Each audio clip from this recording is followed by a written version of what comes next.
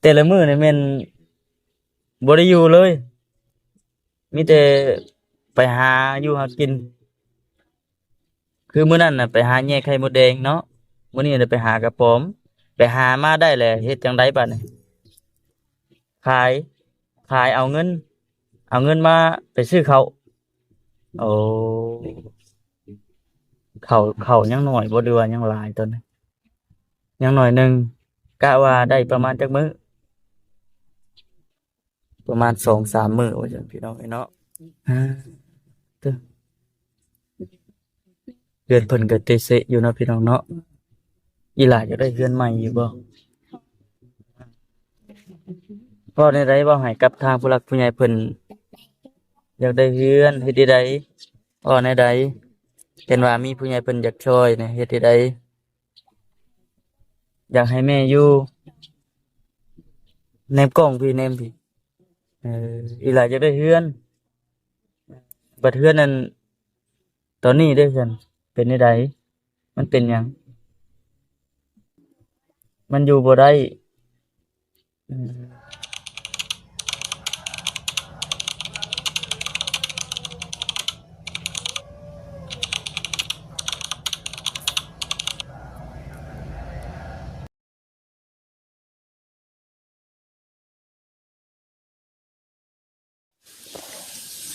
พี่น้องเอ้ยเนาะเปิดคลิปเปิดภาพมา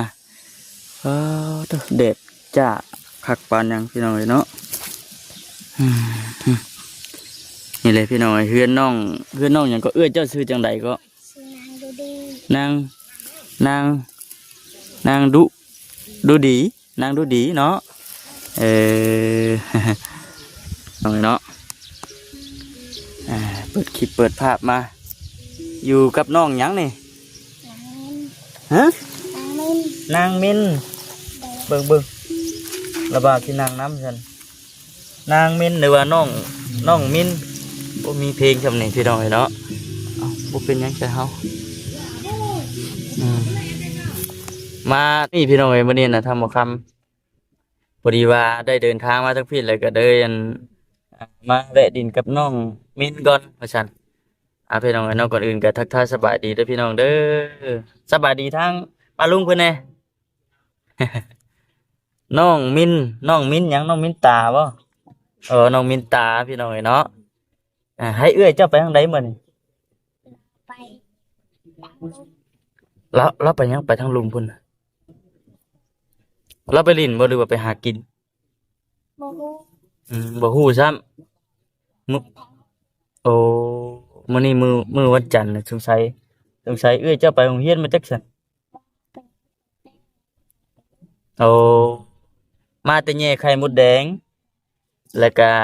พักเช้าเมื่อยแล้วก็ไปดินตามภาษาเด็กน้อยพี่น้องเอ้ยเนาะเจ้าบ่ได้ไปนำเอื้อยบ่เป็นหยังคือบ่ไปเออคือ แบ่งหน้าที่กันเนาะผู้นั้นน่ะแม่นผู้เป็นเอื้อยแต่แม่นไปหาต่อยไข่มดแดงแต่ว่าผู้ทางน้องมินตาเนี่ยแม่นเฮ็ดเวียกอยู่น้ำเพื่อนน้ำซ่านคืออันตามที่ฮู้เลยตามที่บ่คำฮู้เนาะเนาะครอบครัวน้องมินหรือว่าครอบครัวน้องดูดีเพิ่นนี่อยู่นํกันนี่ประมาณอ่า3 4 5 5 คนบ่5 คนชีวิตพี่น้องเอ้ยเนาะอยู่ในกระต๊อบน้อยหลังนี้แหละอ่าอยู่ในกระต๊อบน้อยหลังนี้แหละ5 คนพ่อแม่น้องรู้ดีน้องมินแล้วก็มีน้องอีกผู้หนึงแต่ว่ากระต๊อบหลังนี้ก็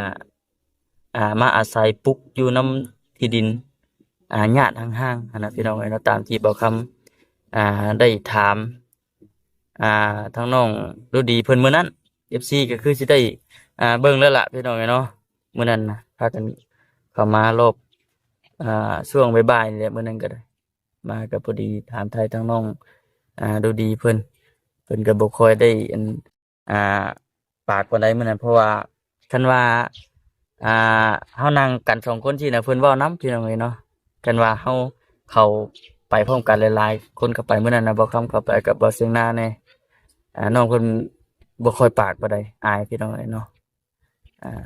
เนาะ น้องมิ้นมื้อนี้เฮ็ดเวียกหยังในซอยแม่มื้อนี้เอาน้องบ่ อืมเจ้าเนี่ยยังบ่ได้เข้าโรงเรียนเป็นหยังคือบ่เข้าแม่ยังบ่ให้เข้าเออบัดเอื้อยคือได้เข้าซั่นเอื้อยใหญ่กว่าเจ้าเลยเนาะเออน้อยก็บ่ธรรมดาพี่น้องเฮ็ดเวียกนี่เด้อเฮ็ดเวียกเก่งว่าซั่นเฮ็ดเวียกนำเรือนนำซ่านเฮ็ดเวียกช่วยพ่อช่วยแม่พ่อเจ้าไปทางใดมื้อนี้โอ้พ่อเจ้าไปหากระป๋อมมีเพลงนี่เด้อพี่น้องเอ้ยเนาะเพลงก็อันเสียงดังจังแต่ละมื้อนี่แม่นบ่ได้อยู่เลยมีแต่ไปหาอยู่หากินคือมื้อนั้นน่ะไปหาแยกไข่มดแดงเนาะมื้อนี้น่ะไปหากระป๋อมไปหามาได้แหละเฮ็ดจังไดบัดนี้ขายเอาเงินมาไปซื้อข้าวโอ้ข้าวยังน้อยบ่หรือว่ายังหลายตอนนี้ยังน้อยหนึงกะว่าได้ประมาณจักมื้อประมาณ2-3มื้อว่าจังพี่น้องเอ้ยเนาะนั่นแหละสาเหตุที่ว่าทางอันผู้เป็นพ่อเพิ่นลุยบุกตลอดนะพี่น้องเอ้ยเนาะผู้เป็นเสาหลักครอบครัวจึงแบบบ่ได้คอยอยู่เฮือนปานใดอ่าตามที่บ่คำมาก็บ่เคยเห็นเพิ่นจักเทื่อดอกเด้อเฮือนเพิ่นก็เตะเซะอยู่เนาะพี่น้องเนาะอีหลาจะได้เฮือนใหม่อยู่บ่เว้าในใดเว้าให้กับทางผู้หลักผู้ใหญ่เพิ่นอยากได้เฮือนเฮ็ดใดเว้าในใดเห็นว่ามีผู้ใหญ่เพิ่นอยากช่วยเนี่ยเฮ็ดใดอยากให้แม่อยู่แนมกล้องพี่แนมพี่อีหลาจะได้เฮือนบัดเฮือนนั้นตอนนี้เด้อซั่นเป็นจั่งใดมันเป็นหยังบ่ได้มันอยู่บ่ได้ยามแล้งสิน่ะอยู่ได้อยู่เนาะแต่ว่ายามฝนพี่น้องเอ้ยเนาะยามฝนนี่เป็นจั่งใดยามฝนน้องล่ะยามฝนนี่มันอยู่บ่ได้เลยอ้าวแล้วเจ้าพากันไปอยู่ไสมันเปียกก็แม่นมุกกันอยู่หั่นเลยเออมันเปียกก็แม่นพากันนอนอยู่หั่นมันจะเป็นเด้เนาะอืมจากที่บ่คำเบิ่งก็ถือว่าพอเด้ออ่าหนักพอสมควรอยู่พี่น้องเอ้ยเนาะนั่นน่ะพี่น้องเนาะเออเถอะเพิ่นไปแต่เช้าพุ่นบ่พอจอน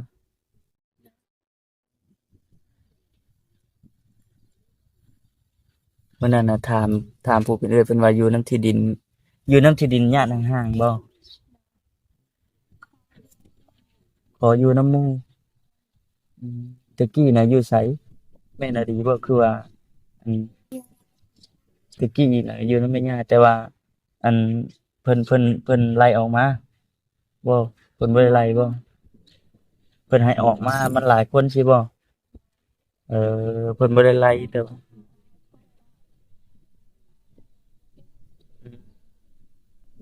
อืม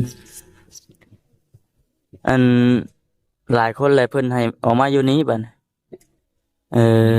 อได้ล่ามาอยู่นี่ได้จักปีแล้วปีหนึ่งเต็มๆเลยสิเข้า2 ปีนี้แล้วเนาะเออบัดยามให้ยามนาได้จ้ะสิจั่งใดบ่ได้มีให้มีนาเฮ็ดเลยเออเพิ่นนึกว่าเนาะพี่น้องเนาะหลายคนก็แม่นอยู่แต่ว่าให้หน้าตะกร้าบ่มีหนึ่งมานี่ก็แหละเลยแบบอ่าอุกเรื่องข้าวเรื่องน้ำนี่แหละพี่น้องเอ้ยเนาะน้องอิหยังก็ลืมเลยเดี๋ยวบ่าวลืมเลยนะน้องนางมิ้นอายุจักปีแล้วนี่จื้อได้อยู่บ่อายุเจ้าจักปี7 ปีแม่นบ่อายุ7 ปีบัดผู้เป็นเอื้อยเด้9 ปีผู้เป็นเอื้อย9 ปีห่างกันน่ะปีหนึ่งพี่น้องเอ้ยเนาะเพิ่นห่างกันปีหนึ่ง เอออีตนอยู่บ่อีตนแม่กับพ่ออยู่บ่อีตนอยู่อืมอีตนพ่อกับแม่หาเนี่ยอยู่ในกินมาแลกมาเปลี่ยนมาขายก็ว่าแม่นพี่น้องเอ้ยเนาะอ่าพอได้เงินซื้อข้าวให้ลูกๆกินกินข้าวกินน้ำเด้นี่ล่ะกินอิ่มอยู่บ่หึกินอิ่มอยู่เออเคยอยู่บ่แบบบางมื้อก็อดฮะเป็นเป็นหยังคืออดเนาะ เขาบ่มี ข้าวบ่มีกินนี่แม่นอดเลย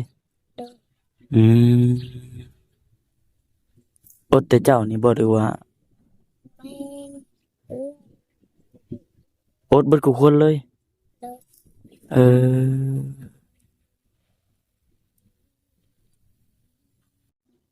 ได้กินหยังซั่นบัดนี้ ไปกินน้ บ่ได้กินหยังเลยกินแต่น้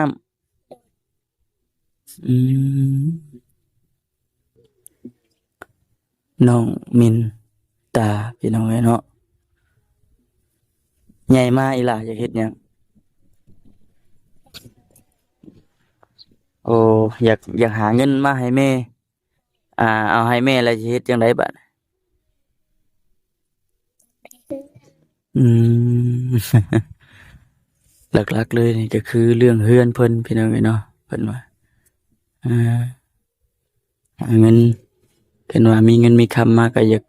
ปลูกแปลงเรื่องเฮือนเรื่องซ่านนี่แหละเนาะน้องมิตาเนาะเด็กน้อยพี่น้องเอ้ยเนาะเว้าหยังก็นั่นอยู่เพิ่นก็ได้จักความอยู่เด้จากที่บ่คำเข้ามาสองเทื่อแล้วคือทับอิฐเนี่ยก็เข้ามาสองเทื่อนี่แหละพี่น้องเอ้ยเนาะ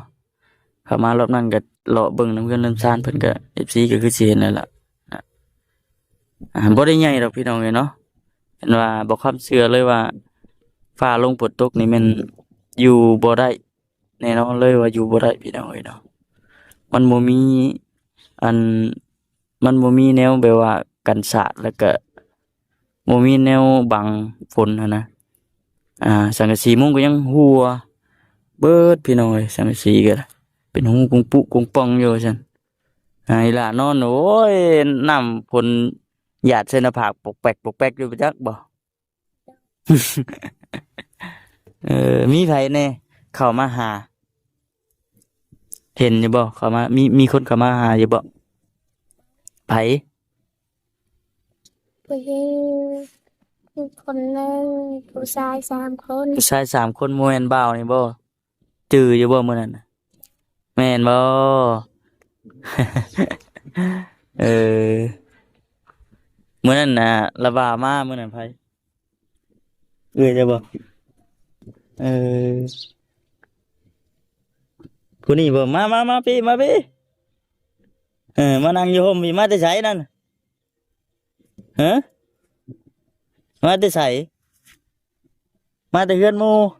มาแต่ลิ้นบ่ได้ไปโรงเรียนบ่มื้อนี้เอาสบายดีอ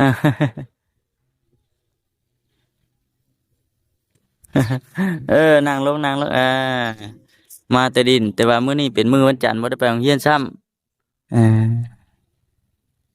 มื้ออื่นเดี๋ยวบ่ได้ไปบ่ไปอยู่อืมแล้วว่าแวะมาลินน้ำมื้อนี้จื้ออยู่บ่มามื้อนั้นเออมาดินน้ำมันน้องดูดีกับน้องมินตาก่อนว่าซั่นอ่าอันแวะเยี่ยมเบิ่งพี่น้องเนาะเพราะว่าได้ขึ้นมาทั้งพี่เลยก็แวะถ่ายให้กับ FC ได้เบิ่งก่อนน้องมินตาอารมณ์ดีได้ยิ้มตลอดน้องมินตาเนี่ย กินข้าวแล้วบ่พักจะกินข้าวเลยยังอยู่เป็นหยังคือบ่กินยังบ่ทันได้หิวข้าวถ่ายหิวก่อนจะกิน อึบบาดนี่โอ้เพิ่นบอกคำสิอยู่ดนอ่าบ่ได้ย้อนแบบนี้นะพี่น้องมีเพลงพี่น้องเนาะอ่ามันมีเพลงแต่ละมื้ออีหลาพากันเฮ็ดเวียกหยังซอยพ่อกับแม่ค่ำมาตื่นเช้ามานึ่งข้าวตักน้ำนี่ไก่บ่ ไก่น้ำกินน้ำใส้เดี๋ยวมื้อหน้าเด้อมื้อหน้าละบามาเลยพาละว่าไปเบิ่งบอนที่เจ้าตักน้ำเด้อมันไก่ซำใดแล้วก็อยากถ่ายให้กับ FC ได้เบิ่งนํกันนะว่ามันเป็นแบบใดแต่ว่าตั้งมุกตั้งใจแหละน้องลาเอ้ยเฮ็ดเวียกช่วยพ่อกับแม่อดทนเอาก่อนเฮ็ดได้ซะเนาะปีหนึ่งนะพี่น้องปีเต็มที่ว่าทางน้องเพิ่นอยู่นี่ก็ถือว่าอยากมีอันที่ดินที่ดอนเป็นของตัวเองอยู่เนาะอืมใหญ่กว่านี้ก่อน ใหญ่กว่านี้ใหญ่กว่านี้พากันเฮ็ดหยังเอาน้องนุชดีเด้อน้องนุชนี่ถามแล้ว ไปซอยแม่ ซอยแม่หาเงินซอยแม่อยากเฮ็ดหยัง ซื้อดินเลย หาเงินได้แล้วมันสิชื่อดินมาเฮ็ดเฮือนอืมบ่มีดินก็บ่มีเฮือนอยู่อืม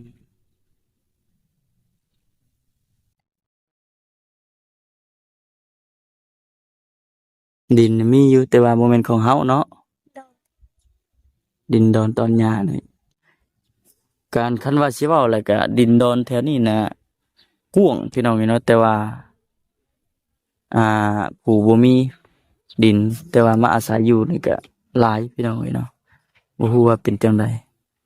จากที่ได้ยินเพิ่นว่ามาเป็นจังไดประเทศนี้เพิ่นว่าจังไดนะพี่น้องกันว่าสิเว้ากับมันอย่างว่าเนี่ยสิว่าจังไดได้อ่าคือครอบครัวน้องเพิ่นนี่ก็ตะกี้น่ะก็อยู่น้ำยาเนาะอยู่น้ำยาแต่ว่ามันหลายคนก็เลยแยกย้ายแตกแยกอันอยู่นี้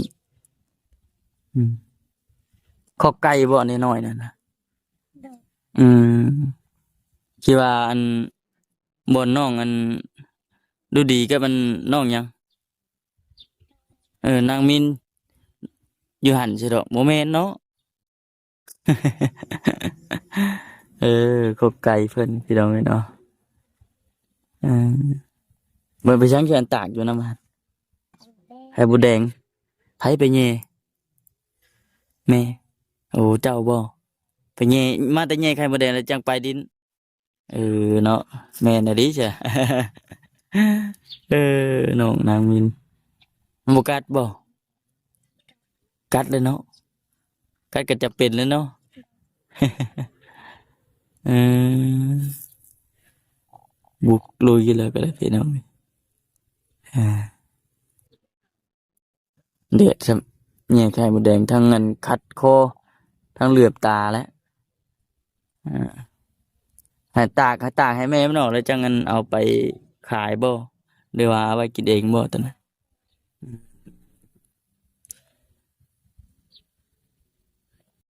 ยามนี้ก็เป็นไข่มดแล้วก็หอยเท่านั้นยามนี้ไข่มดแดงหอยเดือตานเฉพาะยามนี้อีกจะหน่อยพุ่นแล้วฝนตกงัวจะหน่อยเฮ็ดหอน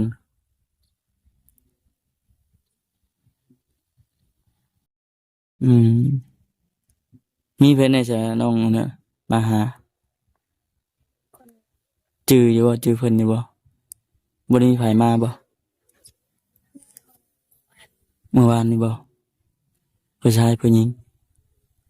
ผู้ชายเออ